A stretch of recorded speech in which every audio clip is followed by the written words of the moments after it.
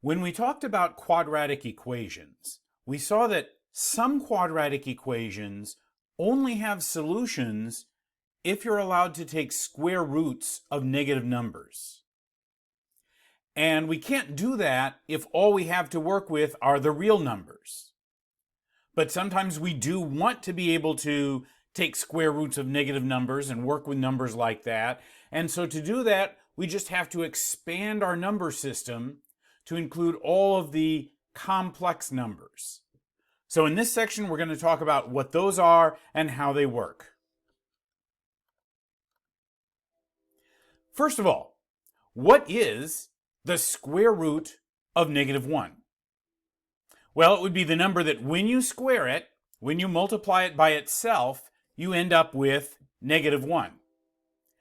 But there aren't any positive numbers that you can multiply by themselves and get -1.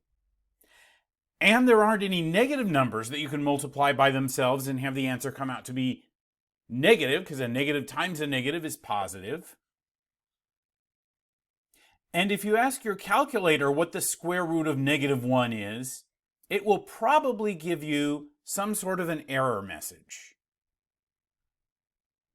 So, are we just out of luck? Can we not do square root of -1? Well, we can, but we have to sort of think outside the box or think off the number line. The number that is the square root of -1, the number that we can multiply by itself and end up with -1, isn't on the real number line, so it's not part of the real numbers. But if we go off the real number line, we can say, let's work with a number like that, and mathematicians have decided to call that number I, as in imaginary. So I is the number that, when you multiply it by itself, gives you -1. In other words, I is the square root of -1. And that would mean that I squared, I times I, is -1. So I itself stands for the imaginary number, the square root of -1, and then I squared stands for the good old real negative number, -1. So we use I to stand for the square root of -1, and we write other square roots of negative numbers in terms of I. We don't need to have a whole bunch of new symbols, just that one will do it. And then the square root of negative anything else, we can write as I times the square root of that positive number. So the square root of -25 would be I times the square root of +25. So 5I. The square root of -13 would be I times the square root of +13. So I times the square root of 13, or the square root of 13 times I. Careful, the I is not under the radical sign. And numbers like these are called imaginary numbers, and that's just a technical term for them. It doesn't mean that they don't really exist, but real numbers do. It's not like they're the number equivalent of like unicorns and fairies. And a lot of people have thought that this is a bad name for them. It gives a misleading impression about, oh, they're not real, they don't really exist, we shouldn't really be using them. But it's just the name that has gotten stuck to them. So we call them imaginary numbers just because tradition. And then complex numbers are all the numbers that we can get by putting together real and imaginary numbers and doing number kinds of things with them, adding and subtracting and multiplying and so on. So things like 3 plus 5i, or 9 minus 34i, or 1.6 plus 8.25i would be examples of complex numbers, and they're called complex because here the word complex is being used to mean multiple parts. A complex number is one that has more than one part to it. It's not just a simple single number. It's got a part that doesn't involve I called the real part, and a part that does involve I called the imaginary part. What are complex numbers used for, you may ask? Why bother studying them? Well, they're very important in some branches of advanced mathematics. Chances are you may never have to use them. You may never get into those advanced areas of math, but some people do. And for those people, complex numbers are a big part of the game. So certain areas of math wouldn't work. They wouldn't really exist if we didn't have complex numbers to work with. They're used in some areas of physics and engineering, especially electrical engineering. And one reason why they're useful is because they're sort of two-dimensional. So they can be used to model two-dimensional qualities or things like rotations in 2 dimensions. And for our purposes, the thing we're going to be using them for is that they let us solve equations that we couldn't otherwise solve. So you may or may not ever use complex numbers anywhere else after you get out of this class. You might never see them again, or they might be a big deal for you. But for our purposes in this class, the main thing we're going to be using complex numbers for is as solutions to equations. We're going to see equations where some or all of the solutions to those equations are complex numbers. So, things to keep in mind about how complex numbers work. I stands for the square root of -1, so that means I squared would just be -1 itself. So anytime you see I squared, you can immediately just write that as good old -1. And the square root of negative anything, anytime you see the square root of a negative number, you can immediately write that as the square root of positive whatever times I.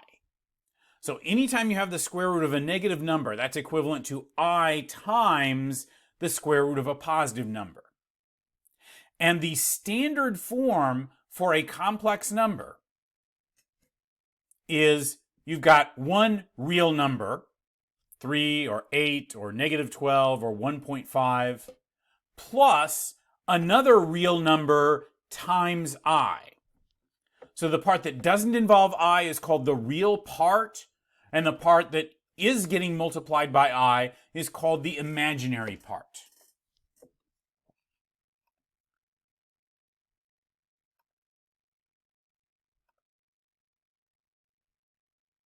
So, here are some examples of complex numbers. 3 plus 17i. 3 is the real part, 17 is the imaginary part. -2 plus I.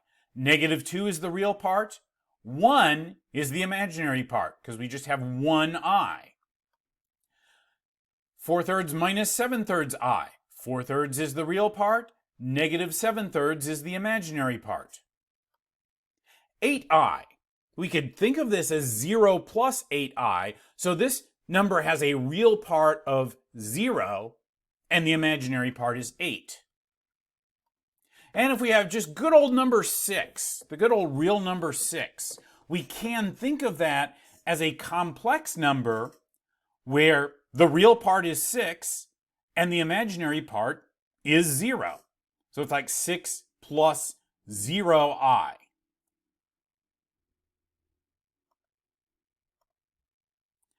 So, some review examples. 13 minus the square root of -9 in standard form would be what?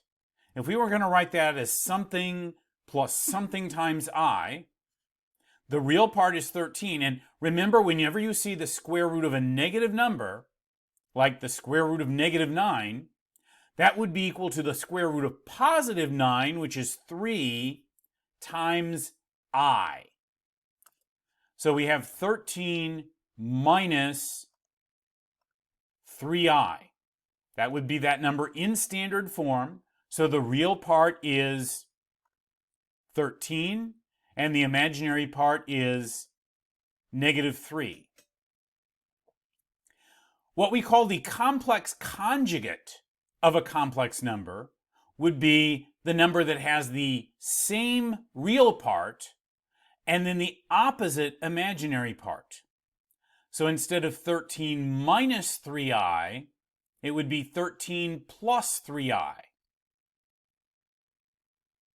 Just change the minus to a plus. And it goes the other way around. The conjugate of 13 plus 3i would be 13 minus 3i.